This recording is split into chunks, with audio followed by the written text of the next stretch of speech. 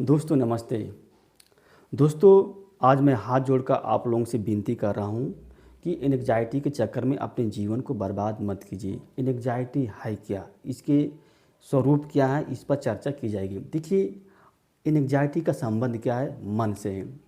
यानी कि आपके मन में जो विषय वस्तु आती हैं उसका प्रभाव जो होता है आपके शरीर पर पड़ता है और आपके दिमाग पर पड़ता है। यानी कि आप मन जो होता है एक प्लेटफार्म की तरह होता है। मन में जो विषय वस्तु आती हैं तो दिमाग क्या करता है, उसका विश्लेषण करता है। विश्लेषण करके मन को ही देता है और फाइनल डिसीजन जो होता है वो मन ही लेता है। तो मन में विषय वस्तु कुछ भी हो सकती है।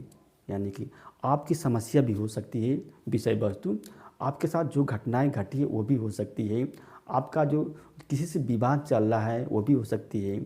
सब यानी कि आप किसी क्षेत्र में लगे हैं और आपको सफलता नहीं मिल रही है, तो इससे भी क्या है, व्यक्ति की क्या हो, एंग्जाइटी आ जाती है। यानी कि मन में कोई भी विषय वस्तु आ जाती है तो दिमाग को और बॉडी पर उसका प्रभाव पड़ता है और व्यक्ति क्या करता है, बैड फीलिंग करता है।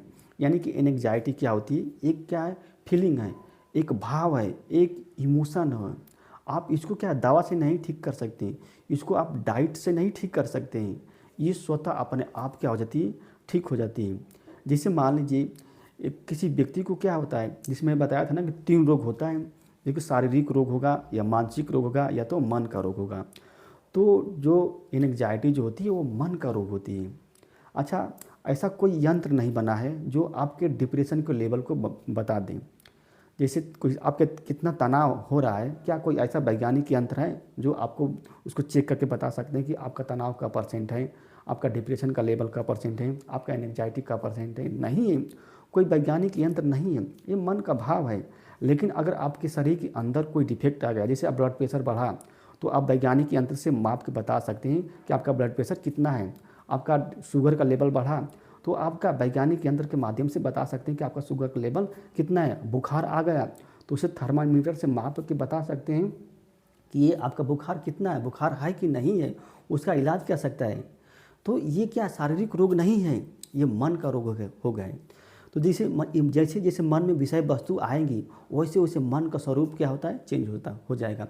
जैसे मान लीजिए अगर आपका कोई घर कोई मेंबर, जैसे आपके लड़का है, उसको कोई रोग हो गया है, उसको रोग को इलाज कराने में 1 लाख रुपए की ज़रूरत है और आपके पास पैसा नहीं है। आप चारों ओर से जितने रिश्तेदार हैं, जितने बैंक हैं, सबसे मांगे लेकिन मिला नहीं। और तो आपके मन क्या दुखी होगा कि नहीं होगा, स्वाभाविक बात है दुखी होगा। लेकिन आप कहीं जा रहे हैं और अचानक क्या रास्ते में आपको 1 लाख रुपए मिल जाता है, तो आपका मन का क्या स्वरूप चेंज हो जाएगा कि नहीं हो जाएगा, आप एकदम क्या सुखी हो जाएंगे। आप सुखी का मतलब आपके मन में क्या, खुशी का भाव आ जाएगा, आनंद का भाव आ जाएगा। देखिए मन वहीं, मन के विषय वस्तु चेंज हुए ना तो उसका स्वरूप चेंज हो गया, चेंज होगा कि नहीं। तो ये एंग्जाइटी क्या है, एक रोग नहीं है, एक भाव है, एक फीलिंग है। आप सिर्फ कि इसको महसूस कर सकते हैं, इसका संबंध आपके शरीर से नहीं है।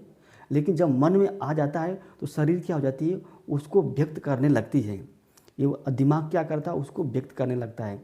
जैसे आज ही सर जी से बात हो रही थी एंग्जाइटी पर, तो सर जी बता रहे थे कि कहीं किताब में पढ़े थे कि एक व्यक्ति था, वो आत्महत्या करने के लिए किसी पुल पर गया और पहले से बैठा, पहला व्यक्ति मान गया आत्महत्या करने, तो वहाँ दूसरा व्यक्ति जा गया, बाद में पहुँचा, तो वो भी क्या आत्महत्या करने के लिए सोच रहा था, आत्महत्या करने। तो पहले व्यक्ति ने पूछा कि यार तुम क्या करने यहाँ आए हो, तो कहा कि मैं यहाँ आत्महत्या करने आया हूँ।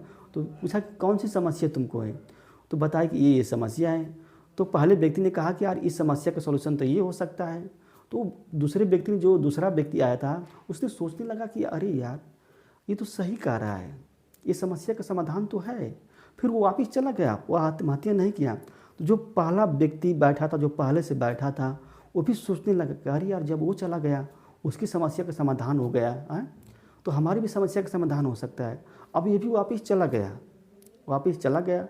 और क्या आगे चलकर इस व्यक्ति ने कोई क्रिएटिव वर्क किया, यानी कि एक नेशनल पर्सन बन गया आगे चलकर वही व्यक्ति। अब वो सर बता नहीं पा रहे थे लेकिन बना कोई क्रिएटिव वर्क। सोचिए अगर वो दूसरा व्यक्ति उसके सामने नहीं आता तो शायद वो व्यक्ति क्या आत्महत्या कर देता कि नहीं कर देता।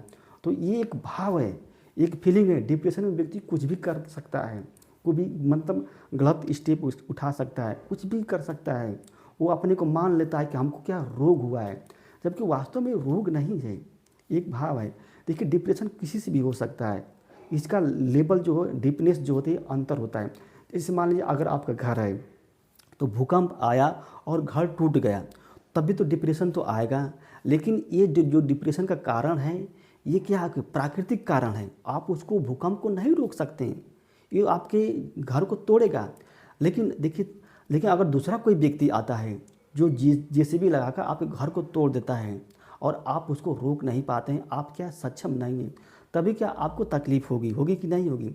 तो जो ये तकलीफ होगी, जो ये कारण बनेगा डिप्रेशन एंजाइटी का, वो क्या है, आर्टिफिशियल कारण है, कृत्रिम कारण है। तो आपको ये इसमें बहुत क्या मतलब डिप्रेशन में चले जाएंगे। इसका जो डीपनेस है, ये बहुत मतलब गहराई तक चले जाएंगी, क्योंकि आपको ज़बरदस्ती आपके घर को तोड़ा गया है। जबकि भूकंप से टूटेगा तो आपको उतना तकलीफ नहीं होगी, उतना डिप्रेशन में आप नहीं जाएंगे। इसी तरह से अगर मान लीजिए कोई आपके घर का मेंबर जो होता है अगर किसी रोग से मरता है, तो आप तभी डिप्रेशन में जाएंगे। लेकिन आपके घर के मेंबर को कोई व्यक्ति मार देता है तो और गहरे डिप्रेशन में चले जाएंगे। अगर आपकी ना है दुनिया में टेंशन में चले जाएंगे, आप सोचने लगेंगे। दोस्तों, ये वीडियो अच्छी लगी तो इसको लाइक कीजिए और हमारे चैनल को दोस्त सब्सक्राइब कीजिए। धन्यवाद, नमस्ते।